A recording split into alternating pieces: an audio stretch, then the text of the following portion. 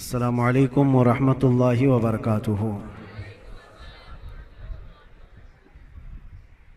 अल्हम्दुलिल्लाहि वकफ़ा वसलामुन अला हबीबिहिल मुस्तफ़ा अम्मा बअद फ़अऊज़ु बिल्लाहि मिनश शैतानिर रजीम बिस्मिल्लाहिर रहमानिर रहीम वला तक़ूलू लिमन युक़तलु फ़ी सबीलिल्लाहि अमवात बल अहयाउन वलाकिन ला तशऊरून सदक़ल्लाहु मौलानल अज़ीम। बारगाह रिसालत मुआब सल्लल्लाहु अलैहि वसल्लम में दुरूद पाक का हदिया पेश करें। अल्लाहुम्मा सल्लि अला सय्यिदिना व मौलाना मुहम्मदिन मअदनिल जूदि वल करम व आलिहि व अस्हाबिहिल किराम व इब्निहिल करीम व बारिक व सल्लिम सलातन दाइमतन सरमदन अबदा। अज़ीज़ान गिरामी वक़ार, आज की मुहर्रमुल हराम की इस मजलिस में आपके सामने मैं बयान करने की गरज से हाजिर नहीं आया हूँ। आपके 10 रोज़ा जो मुहर्रम की मजालिस यहाँ पर चल रहे हैं, मामूल के मुताबिक चलते रहेंगे और उससे आप नसीहत हासिल करते रहेंगे। आज जुमा का दिन है, मुहर्रम का ये दूसरा जुमा है। इस जुमा में मैं सिर्फ और सिर्फ बरकत हासिल करने के लिए हाजिर आया हूँ और दुआ करके मैं रुखसत हो जाऊंगा, इसलिए कि सरकार सय्यदुश्शुहदा इमाम आली मकाम इमाम हुसैन आज़म रदी अल्लाह तआला अन्हु की बारगाह में खिराज अकीदत पेश करना, दर हकीकत हम उनका मकाम और उनका बुलंद मर्तबा बयान करके अपनी तारीफ कर लेते हैं, इसलिए कि जो उनकी तारीफ करता है अल्लाह उसका मर्तबा बुलंद कर देता है। एक बात याद रखें, हम हुसैनी हैं और हुसैन आज़म अमन का पैगाम देने वालों को कहते हैं। सय्यदुश्शुहदा इमाम आली मकाम इमाम हुसैन रदी अल्लाह तआला अन्हु जुल्म के खिलाफ ही तो खड़े थे और उन्होंने अपनी पूरी जिंदगी में ये साबित कर दिखाया है, मौत और हयात सिर्फ इस दुनिया से मर जाने और कट जाने का नाम नहीं है। जो रसूल पाक सल्लल्लाहु अलैहि वसल्लम की मोहब्बत में मर जाता है, अल्लाह उसे हमेशा जिंदा रखता है। आज सिर्फ 2 चंद नसीहतें आपके सामने रखता हूं कि बहुत सारे लोग इमाम हुसैन का गम मनाते हैं कि उनकी शहादत हो गई, करबला में उनके बच्चे शहीद हो गए और उनका पूरा खानदान जिस आजमाइश में मुब्तला था, ये सब बयान करने के बाद रोते हैं, धोते हैं, सब कुछ गम फितरी बात है, जो भी सुनेगा उसको गम होता है।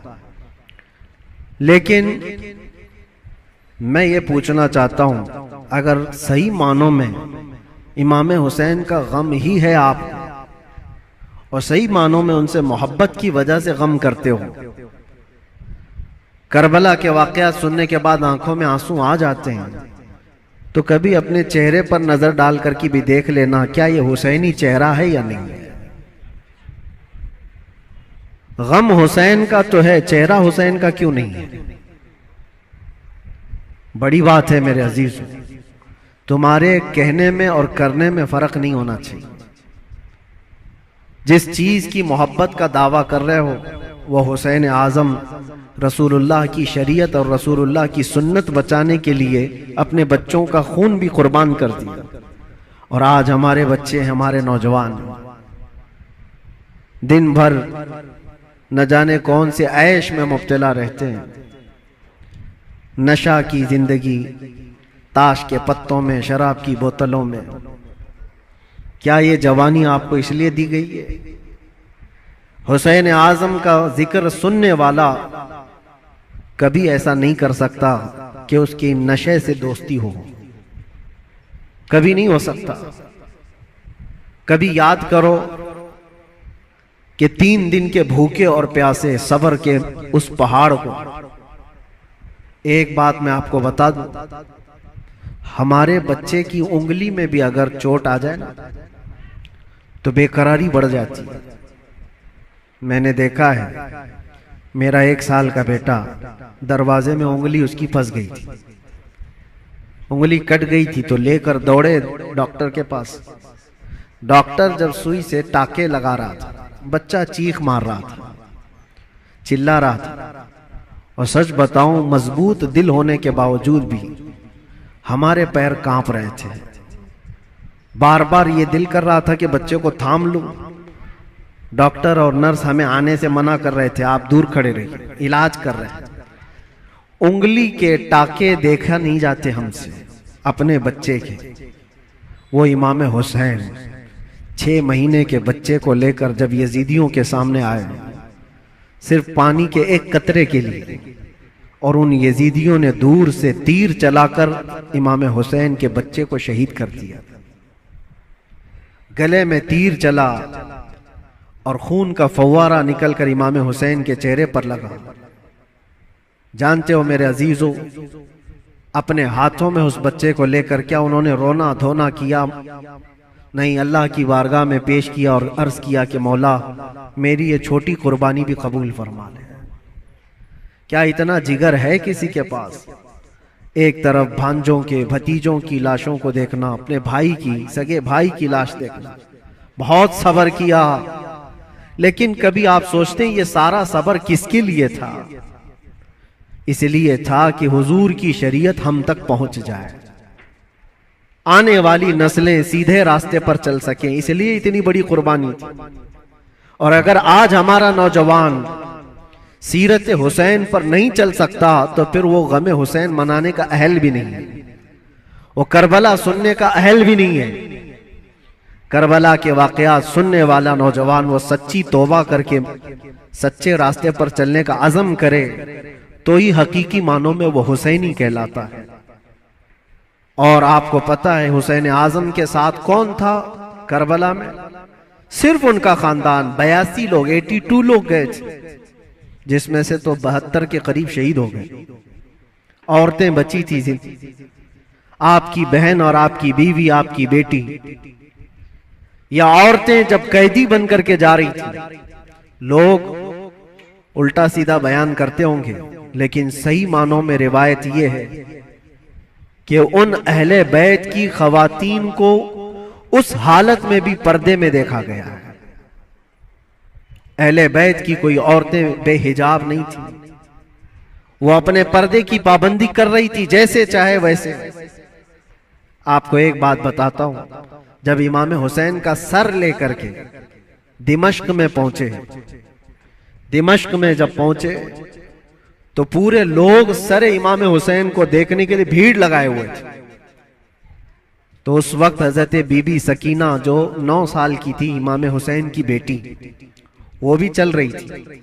एक सहाबी वहां दिमश्क में रहते थे हुजूर के, उनकी उम्र ज्यादा थी, 80 साल के करीब के थे। उन्होंने पहचान लिया इमाम हुसैन की बेटी को देख करके। वो करीब आए, कहा बेटा अफसोस है कि रसूलुल्लाह के इस नवासे को शहीद कर दिया गया, हम कुछ नहीं कर सके। बताओ कोई हाजत है तो मैं तुम्हारी हाजत पूरी करूं। ऐसे वक्त में एक घर, जिसके घर से सब कुछ लुट गया हो, खाने पीने को भी ना हो और कैदी बनाकर ले जाया जा रहा हो, उस वक्त नन्ही सी बच्ची ने क्या कहा जानते हैं आप? कहा, ऐ मेरे नाना के सहाबी, ये जो मेरे बाप का सर नेज़े पर डालकर ले जा रहे, इसको थोड़ा आगे कर दीजिए, ये जुलूस में आगे कर दीजिए। कहा क्यों ऐसा कह रहे हो?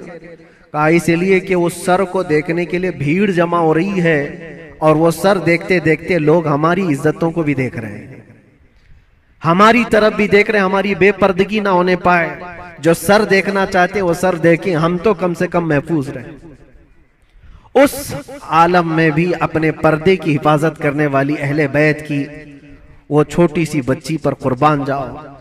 आज हमारी भी औरतें हैं, औरतों को इस करबला के वाक़े से ये सीखना चाहिए कि जितने ऐश परस्ती में दुनिया तुम्हें आज बाहर दावत देकर बुला रही है, मेरी बहनों, ये हकीकी जिंदगी नहीं, इस्लामी जिंदगी ये है कि रसूलुल्लाह सल्लल्लाहु अलैहि वसल्लम के अहले बैत से जुड़े हुए हर खातून ने ऐसी जिंदगी गुजारी है कि किसी अजनबी ने जिंदगी भर उनके किसी चीज को देखा नहीं है।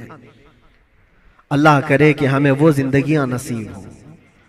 बस मेरा ये पैगाम है कि हुसैन आज़म को सुनने के लिए सिर्फ रोना धोना जरूरी नहीं, बल्कि हुसैन आज़म को सुनने वाले को ये अज़्म और हौसला रखना चाहिए कि मैं अपनी ख्वाहिशात को मार करके अल्लाह की रजा के लिए जीऊंगा, अल्लाह की रजा के लिए जीऊंगा। जो बुरी आदतें जिंदगी में आती हैं उसको तर्क करना ये भी एक बहुत बड़ा अज़्म है, एक बहुत बड़ा हौसला है।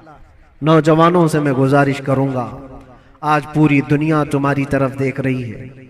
आज जानते हैं हमारी कौम को क्या क्या इल्जामात हैं कि नशा तुम्हारे यहाँ बिकता है, नशा तुम करते हो, झूठ तुम बोलते हो, चोरियां तुम्हारे मोहल्ले में हो रही हैं, बहुत सारी आवारगियां। ये सब बातें क्यों आई तुम्हारे अंदर? रसूलुल्लाह सल्लल्लाहु तआला अलैहि वसल्लम के खानदान से मोहब्बत करने वाले, अहले बैत से मोहब्बत करने वाले अपने मुआशरे में ऐसे तो नहीं रह सकते। जिस रसूल ने कहा सफाई आधा ईमान है, आज हमारे मोहल्लों में सफाई नहीं। बात सिर्फ यही है कि सिर्फ जुबान से हुसैन हुसैन कह लेने का नाम हुसैनी नहीं होता, हुसैनी नहीं होता। अपने अमल से यह साबित करके दिखाओ कि हम हुसैनी किरदार रखते हैं, यजीद से आज भी नफरत रखते हैं। और आखिरी बात, हुकूमतें सबकी जाएंगी। आज जो तख्त पर बैठे हों कल उतर जाएंगे। यजीद 3 साल तक हुकूमत किया, अपने 3 साला दौर में उसने बहुत जुल्म किया, लेकिन तख्ता खत्म हो गया, यजीद मर गया। मुझे बताओ आज पूरी कायनात में झंडा यजीद का लहराता है या हुसैन का लहराता है? वजह यही है, हक के लिए जो खड़ा हुआ रब ताला उसे कयामत तक जिंदा रखता है। इसीलिए हमेशा इस बात को याद रखो मेरे अजीजों, जुल्म करने वाले जुल्म करते रहेंगे, मसाइब आते रहेंगे, मुसीबतें आती रहेंगी, मशक्कतें आती रहेंगी। अंधेरा होगा तो अल्लाह ताला की तरफ से उजाला भी जरूर आएगा, उजाला जरूर आएगा। अल्लाह तबारक व तआला हक के साथ हमेशा कायम रहने की तौफीक अता फरमाए। बस मैं आज इतनी नसीहत पर अपनी गुफ्तगू खत्म करता हूँ और दुआ के लिए मैं हाजिर आया था। दुआ करता हूँ, मेरा एक छोटा सा ये मैसेज था, इसलिए कि मैं एक चीज आपको ये भी बता दूं कि मैं आपकी इसी जामा मस्जिद का इमाम भी रह चुका हूँ अल्हम्दुलिल्लाह। हमारे बच्चे यहाँ पर हैं, हमारे बरसों से सुनने वाले सामाईन यहाँ पर मौजूद हैं। हो सकता है कुछ लोगों के लिए नया होगा, लेकिन चूंकि 15 साल गुजर गए तो 15 साल में बहुत सारे मामलात भी गुजर जाते हैं। कुछ लोगों ने हमारी इमेज को, हमारी छवि को बहुत बिगाड़ करके पेश किया गया है। ये आएंगे तो हलचल मच जाएगी, ऐसा होगा वैसा होगा, भड़काऊ होगा। मेरे अजीजों, एक बात याद रखो, जो हुसैन आजम से ताल्लुक रखता है वो कभी भी आतंक से ताल्लुक नहीं रख सकता, उसका कोई ताल्लुक नहीं होगा। हाँ, जो यजीदी होगा वो यजीद के किरदार के साथ जुल्म कर सकता है, लेकिन हुसैन आजम के किरदार को सीने से लगाने वाला वो अपने ऊपर मुसीबतों के पहाड़ उठा तो लेगा, लेकिन फसाद और फितना मचाने की कभी कोशिश नहीं करेगा। अल्हम्दुलिल्लाह आज मैं ये आपके सामने इसलिए इजहार के साथ कह रहा हूं कि हमारा मकसद किसी भी जगह पर फितना फसाद फैलाना नहीं है, लॉ एंड ऑर्डर को खराब करना नहीं है। हम अपने जुबान से जो भी बात अर्ज करते हैं वो हक के लिए बात अर्ज करते हैं, नौजवानों की इस्लाह के लिए करते हैं। यहां पर बड़े लोग गवाह होंगे, इसी मस्जिद के वो बच्चे जो 24 घंटे नशे में रहते थे, अल्हम्दुलिल्लाह 60 से ज्यादा नौजवान मेरे साथ इसी मस्जिद में एहतिकाफ पे भी बैठे थे। जानते होंगे पुराने लोग, और अब तो बच्चे बड़े भी हो गए और यहाँ तक कि मस्जिद की कमेटी में भी आ गए। बहुत सारे लोग, बचपना होगा, जवानी आएगी, बुढ़ापा भी होगा। पहले के लोग भी यहाँ पर जो मुझे जानते हैं, हमारा एक ही मकसद होता है, एक ही मकसद है। वो मकसद क्या है कि मोहम्मद से वफा तूने तो हम तेरे हैं, ये जहां चीज है क्या, लौह कलम तेरे हैं। बिगड़े हुए रास्ते तुम्हें वहां से निकाल कर लाना, उस रास्ते पर तुम्हें कायम रखना जो रास्ता तुम्हें सीधे इस मस्जिद से लेकर मदीने तक पहुंचा देता हो, ताजदारे मदीना सल्लल्लाहु अलैहि वसल्लम के कदमों तक पहुंचाता हो, उस रास्ते पर तुम्हें लाकर खड़ा करना, बस ये हमारा मकसद है। बाकी किसी को जोश दिलाना, किसी को उकसाना, किसी को फितना और फसाद में लाना कभी हमने पहले ना किया था और ना ही करना है।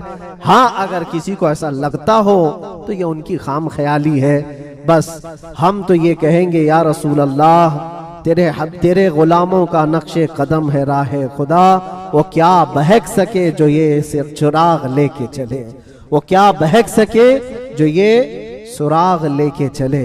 बस आखिरी मैसेज यही है कि मोहम्मद से वफा तूने तो हम तेरे हैं, ये जहां चीज है क्या लौह कलम तेरे हैं, जिंदगी तुम्हारी अपनी नहीं है, ये अल्लाह के रसूल के लिए दी हुई जिंदगी है।